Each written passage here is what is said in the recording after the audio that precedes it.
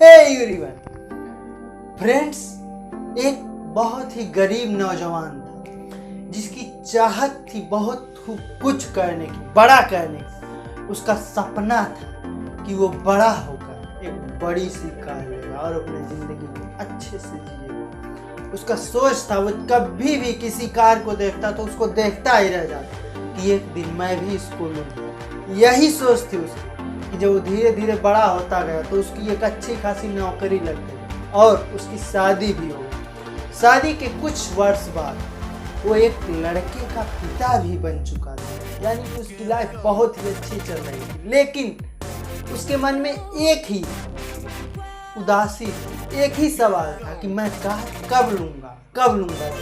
यही सोच था उसका। फिर धीरे धीरे उसने पैसे जोड़ने शुरू कर, इकट्ठे करने शुरू कर दिए और एक चमचमाती हुई न्यू कार लेके आया। सब कुछ सही चल रहा था, बहुत खुश था। वो कार से अपने बहुत ही प्यार करता था। एक दिन संडे को, रविवार को वो अपनी कार की धुलाई कर रहा था। उसको मल कर एकदम चमका रहा था। उसके टायर वगैरह सब कुछ साफ कर रहे थे। उसका बच्चा भी आगे पीछे उसके घूम रहा था। 5 साल का बच्चा था उसका, कि अचानक उसने देखा उसका बेटा कार के बोनट को खरोच रहा है।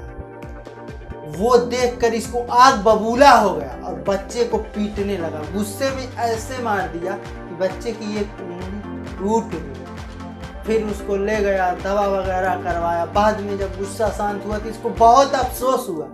फिर सोचा चला देखूं कार पे लिखा क्या है बेटे। वहां पर गया, देखा, देखते ही सन्न रहा।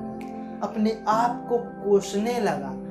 उस कार के बोनट पर खरोच कर लिखा था, पापा आई लव यू।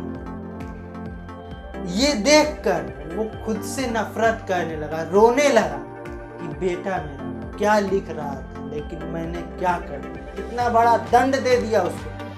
दोस्तों, ठीक ऐसे ही हम लोगों के भी लाइफ में होता है। हम सब कोई भी वस्तु, चीजें खरीद कर लाते हैं तो उसके प्यार में इतने अंधे हो गए होते हैं कि कोई अपना ही उसको अगर थोड़ा क्षति ही पहुंचा देता है तो हम उसको नफरत करते हैं उस आदमी से कि तूने मेरा ये कर दिया। सपोज आपने एक फोन, ब्रांड न्यू आईफोन खरीद और गलती से आपके परिवार में किसी से वो गिर गया, थोड़ा सा खरोच स्क्रैच आ गया, तो आप क्या करेंगे?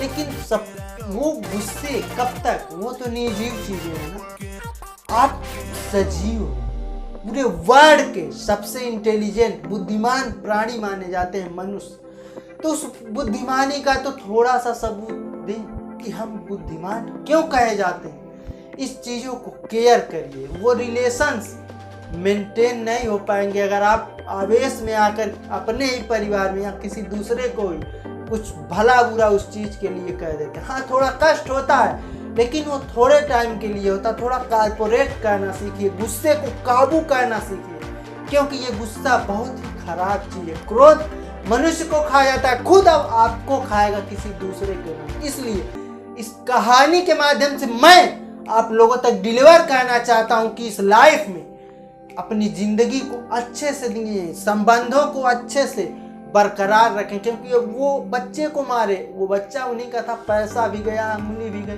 बेशक ठीक हो जाएगा, लेकिन वो तो निर्जीव था ना, बोनट था थोड़ा सा। कार तो आप फिर भी बदल सकते हो, लेकिन बच्चे को तो नहीं ना। इसलिए रिश्तों में मिठास बनाए रखें और जीवन को अच्छे से जिए। यही जीवन का रूल है।